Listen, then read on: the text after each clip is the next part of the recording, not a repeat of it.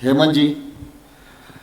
क्षमा चाहूंगा अध्यक्ष जी, आपने 2 बार नाम पुकारा फिर भी पालन नहीं कर पाया। वो ओमकार भैया हमारे केंद्रीय चुनाव समिति के भी सदस्य हैं, तो थोड़ा आगे का भी देखना पड़ रहा है मुझे।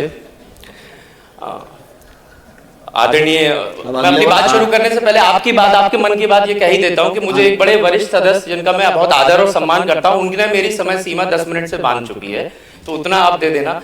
नहीं 10 मिनट नहीं है, 5 मिनट है। ठीक है, कोशिश करना हेमंत जी के टिकट का अगले बार मैं उठूंगा ही नहीं, आपकी वजह से। मरकाम जी के तो मैं नाम को उठूंगा ही नहीं, और किसी के पे उठ जाऊंगा। क्रम बदल दीजिएगा आप यहाँ सचिवालय से।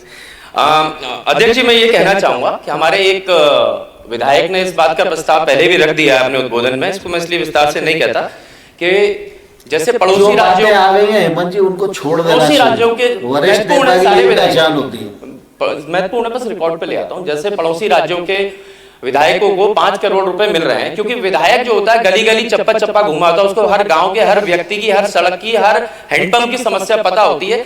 जो कार्य डायरेक्ट जा रहा है वो विधायक के माध्यम से चला जाए। मूल आग्रह है कि विधायक निधि को कम से कम 5 करोड़ करना चाहिए, ऐसा मुझे आपसे आशा है, और ऐसी मोहन यादव सरकार से भी मैं आशा करता हूं, प्रार्थना करता हूं। नहीं, उनको चाहिए, ताली नहीं बजा पा रहे क्योंकि मिलेंगे नहीं। लाडली बहना योजना का याद दिलाना चाहूंगा अध्यक्ष जी, क्योंकि इसके पहले जब चुनाव चल रहे थे तब बीजेपी के लोग चिल्ला चिल्ला के हर मंच से हर बात पे एक ही चीज कहते थे, लाडली बहना 3000 रुपए, लाडली बहना को 3000 रुपए। आपने भी सुनी होगी और मैं समझता हूं हर व्यक्ति जो यहाँ मौजूद है उसने सुनी। कान फट गया अध्यक्ष जी सुन सुन के, बिल्कुल खून निकाल दिया कि 3000 रुपए, और यही सबसे बड़ा वायदा था जिस पर सरकार बनी। कहां गए 3000 रुपए? कुल मिला के इस बजट में जो वायदा खिलाफी हुई है, जो धोखाधड़ी हुई है, मैं समझता हूं ये मध्य प्रदेश की आधी आबादी, लगभग ठीक है, अनुपात में हो सकता है मेल टू फीमेल रेशियो थोड़ा सा अंतर हो सकता है, अगर मैं मोटी मोटी बात करूं तो महिलाएं आधी तो होंगी करीब करीब, तो आधी आबादियों के साथ तो धोखाधड़ी स्पष्ट है, इसमें कोई प्रमाण की जरूरत नहीं है, इसको कोई डिनाई भी नहीं कर सकता। बची हुई आबादी के साथ क्या धोखाधड़ी हुई वो भी मैं आपको बता दूंगा। जो ये बजट जनता के लिए आना चाहिए था, मुझे तो ये इसमें ऐसा दिखाई नहीं दिया कि जनता के लिए, जनता के हितों को इसमें सुरक्षित रखा गया है। एक बहुत ही महत्वपूर्ण चीज बताना चाहता हूं अपनी बात को और प्रेस करने के लिए, कि इस बजट में कैपिटल एक्सपेंडिचर में रिडक्शन किया गया, जो पूंजीगत व्यय है उस पर कटौती की गई है, वो भी सीधे सीधे 9% से।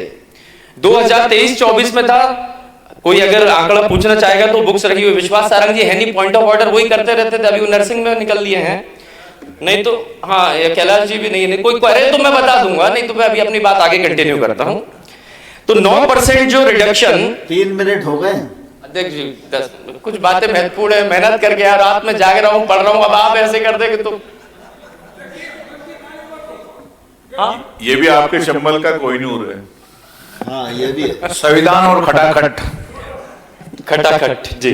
तो पूंजीगत व्यय में 9% की कटौती हुई। 2023-24 में 67,177 करोड़ था, खर्च हुआ, और वर्तमान में 2024-25 में जो प्रस्तावित है वो 61,635।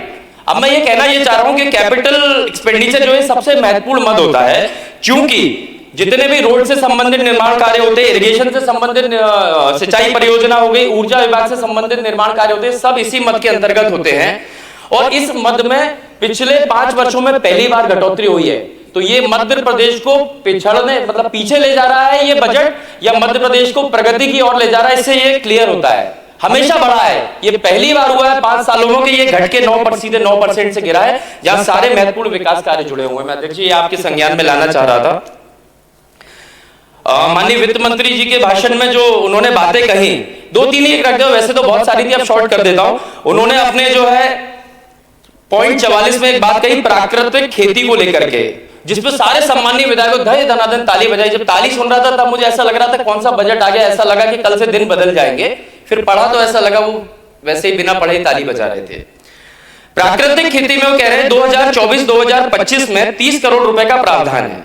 सुनने में बड़ा लग रहा है। अब इसको विधानसभा के अनुपात में बांट लेते हैं तो 230 से डिवाइड करते हैं तो प्रति विधानसभा 13 लाख रुपए हो जाते हैं। अब इसको गांव में डिवाइड कर लेते हैं, मेरे यहाँ पे 328 गांव में 300 पे ही मान लेता हूं, 300 गांव से जब इसको डिवाइड करते हैं तो 4,333 रुपीज एक गांव में प्राकृतिक खेती के लिए 4,333 रुपए मिल रहे हैं। इस पे तालियां बज रही हैं। मुझे तो लगता है ये अपनी कमियां बता रहे थे, लोग समझ ही नहीं पाए। 4,000 रुपए में आप प्राकृतिक खेती पे ताली बजवा गए, गजब। पॉइंट 45 की बात करूंगा, प्रधानमंत्री गरीब कल्याण अन्न योजना अंतर्गत, इस बात को लोगों ने कह चुका, बस इतनी सी बात कहूंगा। 70% आबादी 5,37,00,000 लोगों को ये जो कह रहे हैं कि हम फ्री का खाना बांटेंगे। एक तरफ राज्यपाल के अभिभाषण में कहते हैं गरीबी दूर कर दी, तो फिर फ्री का खाना खाएंगे कौन? अमीर लोग तो खाएंगे नहीं। भूख वैसे हमें भी लग रही है, लेकिन अब डिनर का प्रावधान है नहीं, इसलिए जल्दी खत्म करो। अध्यक्ष जी, एक बात और कही आदरणीय वित्त मंत्री जी ने अपने भाषण में, पॉइंट 209 में गत वर्ष के बजट में इस तरह बजट में कई नवीन कर कर की बात कही थी। कुल मिला के कि कर को जो है यथावत रखा है, पहले तो कम करना चाहिए था, यथावत भी रखा है। तो माननीय उप मुख्यमंत्री जी से मैं ये कहना चाहता हूं कि आपके अधिकारी जब बजट बनाते हैं तो शायद इसका पूरा अध्ययन नहीं करते हैं। एक तरफ आप कह रहे हैं कि कर को एज इट इज रखा है, उसमें कोई परिवर्तन नहीं किया, अच्छी बात है, पहले तो परिवर्तन करके कम करना चाहिए था। दूसरी चीज मैं ये कहना चाहूंगा, अगर एज इट इज है तो जो प्रस्तावित बजट है उसमें आपने स्टैंप ड्यूटी को अनुमानित 17% से क्यों बढ़ाया कलेक्शन? क्यों आपने स्टेट जीएसटी का कलेक्शन 25% से बढ़ाया है? क्यों आपने मोटर व्हीकल टैक्स का कलेक्शन 15% से बढ़ाया? ये सारे टैक्सेस ही हैं। क्यों इलेक्ट्रिसिटी ड्यूटी का 19% से बढ़ाया है? अगर ग्रोथ रेट भी देखेंगे तो सामान्यतः 7-8% होता है। तो ये दोनों विरोधाभासी बातें, मुझे लगता है कि जैसे राज्यपाल जी से कुछ भी पढ़वा देते, शायद ऐसा ही आपके साथ भी हो रहा है। इसको कृपया आप चेक कीजिएगा अपने स्तर से। एक बात इन्फ्लेशन की मैं कहना चाहूंगा अध्यक्ष जी, माननीय अध्यक्ष जी, राज्यपाल जी भी मुझे वादा की बोल रहे हैं, इसे विलोपित कर दे राज्यपाल के लिए। वित्त मंत्री जी की तो सहमति है ना बाकी लोगों की, ये तो माननीय अध्यक्ष महोदय के लिए भी क्यों बोल रहे हो भाई? ठीक है। इन्फ्लेशन की बात कहना चाहूंगा अध्यक्ष जी, जो इन्फ्लेशन है, महंगाई बढ़ रही है 13.08% से।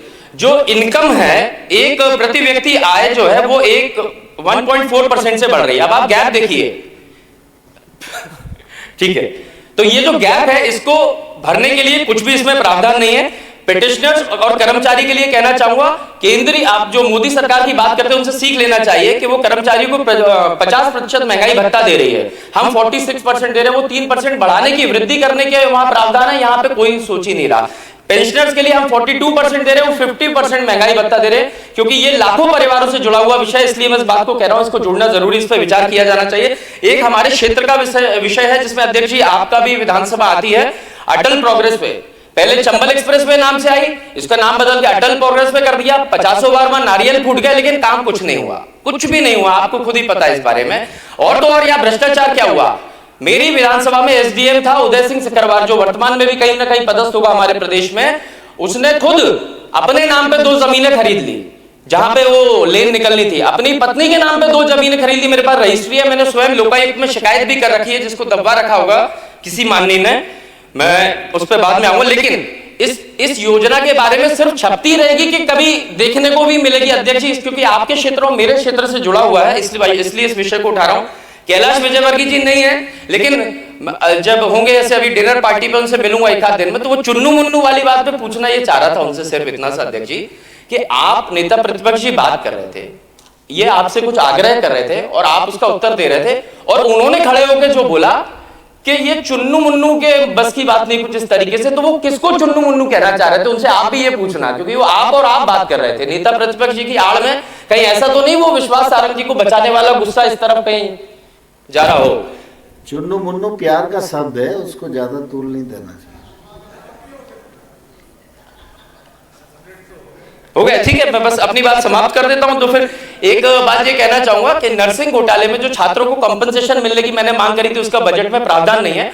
जो अपात्र लोगों को आप लोग भर्तियां दे रहे हैं, माननीय वो है नहीं स्टंटबाज, वो जो भर्तियां दे रहे हैं वो नियम विरुद्ध भर्तियां देकर के शासकीय जो पैसा है उन मद से उनकी सैलरीज निकल रही है, इसलिए ये बजट से जुड़ा हुआ विषय भी है। तो मैं एक मांग करना चाहता हूं कि अपात्र लोगों को, जिन्होंने जी सुरेंद्र गहरवार जी को आमंत्रित कर रहा हूं। ठीक है, तो अब आपके आदेश का पालन करते हुए मैं अपनी बात को समाप्त करता हूं। आपने मुझे बोलने का अवसर दिया, बहुत बहुत धन्यवाद।